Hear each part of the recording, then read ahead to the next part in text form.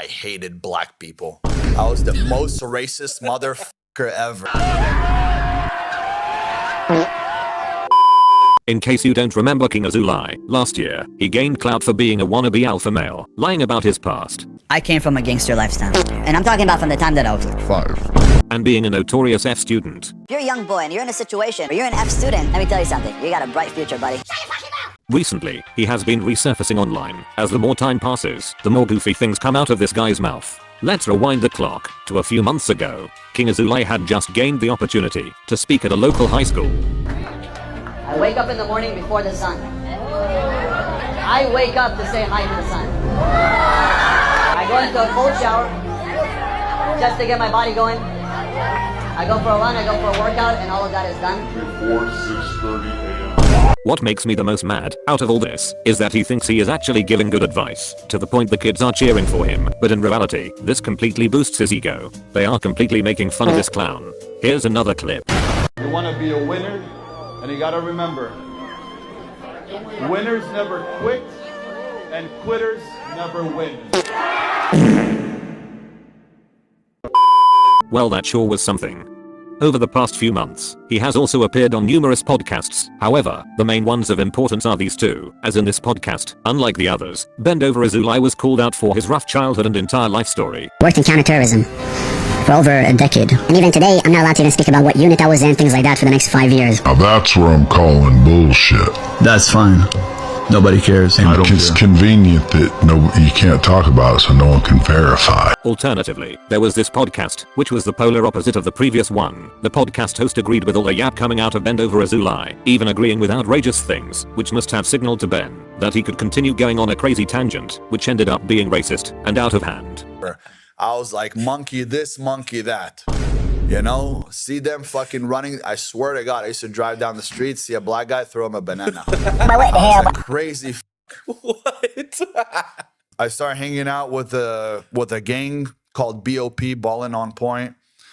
I used to hang out with them. All of a sudden, all they wanted to do is robberies and go beat up people and jump people. And I was like, I'm fucking out of here. You guys are a bunch of fucking losers. These guys, for some reason, they're not meant for high society places.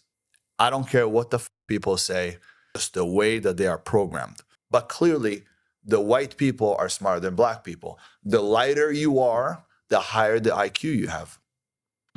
Obviously, people are catching on to his lies, which is a main contributor for his hate and crazy dislike ratio. He was 18 years old.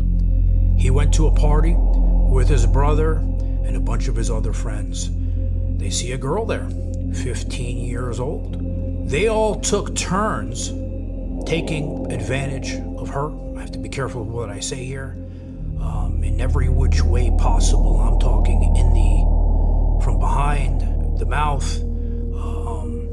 It's really bad and it's really hard to say, but they all took turns on her. Now, we know another reason for his hate, the court case involving a 15-year-old girl. It should come as no surprise that over the past few months, people have been flaming him in every comment section, forcing him to make a response. And there's no document at all of any of this. What there is a civil lawsuit that they came in, lied about it. I got arrested when I was 18 years old for bullshit I've never done. If you could find me one document that says that I was convicted of rape, I'll give you $100,000. There's no document that says that I was convicted of rape.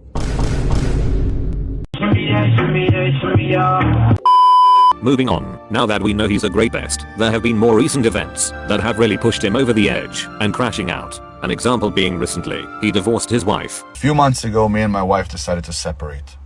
We spoke about it like two adults. Reason is because I'm doing my best to save the youth. I gave up my life to save the youth. Bro thinks he's some type of superhero. Him saying this confused me, as he clearly poisoned the youth, as not only did he promote being an F student, but he clearly is interested in the youth as well. Also, with his crash outs, he claims people are too scared to fight him. All these so-called tough guys, influencers on social media, talk a lot of shit. They know how to run their mouths. But for some reason, None of them are willing to fucking show up to fight with the king. You already know nobody wants to touch this. Finally, he went to his car and ended up having a midlife crisis, a full mental breakdown. It also started becoming dangerous as Unk wasn't even paying attention to the road. If you're a young man watching me, I want you to hear this. Listen, I have all the money that I need. I don't need to do any of this shit. I don't. But I'm a real man. Real men don't avoid war. Real men invite it in. Remember my famous quote, never fear fear, become fear, so fear himself will fear you. I don't give a fuck about anything. I don't even give a fuck about watching the road. Moral of the story is that it's a good idea to assume everything that comes out of this guy's mouth is fake yap, and that he probably needs a job or something. Thank you for watching, have fun.